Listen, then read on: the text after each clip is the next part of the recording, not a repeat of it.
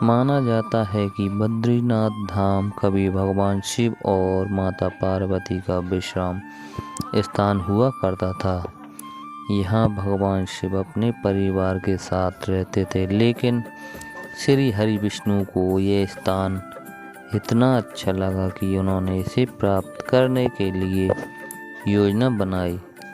पुराण कथा के अनुसार सतयुग में जब भगवान नारायण बद्रीनाथ आए, तब यहाँ बद्रियों यानी बेर का वन था और यहाँ भगवान शंकर अपनी अर्धांगिनी पार्वती जी के साथ मज़े से रहते थे। एक दिन श्री हरि विष्णु बालक का रूप धारण कर जोर जोर से रोने लगे। उनके रुदन को सुनकर माता पार्वती को बड़ी पीड़ा हुई। वे सोचने लगीं कि इस बीहड़ वन में यह कौन बालक रो रहा है, यह आया कहाँ से है, इसकी माता कहाँ है। यही सब सोचकर माता को बालक पर दया आ गई। तब वे उस बालक को लेकर अपने घर पहुंची। शिवजी तुरंत ही समझ गए कि ये कोई बालक नहीं, विष्णु की लीला है। उन्होंने पार्वती जी से इस बालक को घर के बाहर छोड़ देने का आग्रह किया और कहा कि वह अपने आप ही कुछ देर रोकर चला जाएगा।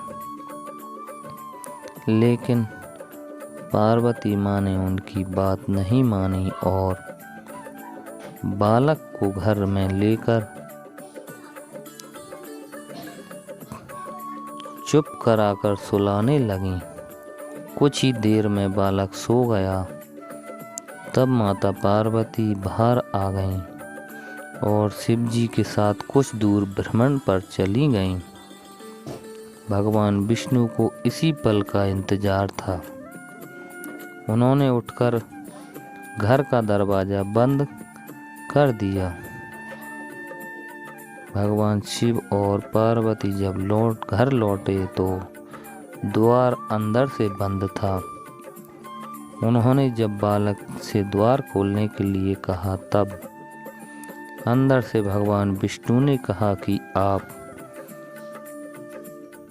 आप भूल जाइए भगवान, ये स्थान मुझे बहुत पसंद आ गया है, मुझे यहीं विश्राम करने दीजिए। अब आप यहाँ से केदारनाथ जाएं। तब से लेकर आज तक बद्रीनाथ यहाँ पर अपने भक्तों को दर्शन दे रहे हैं और भगवान शिव केदारनाथ में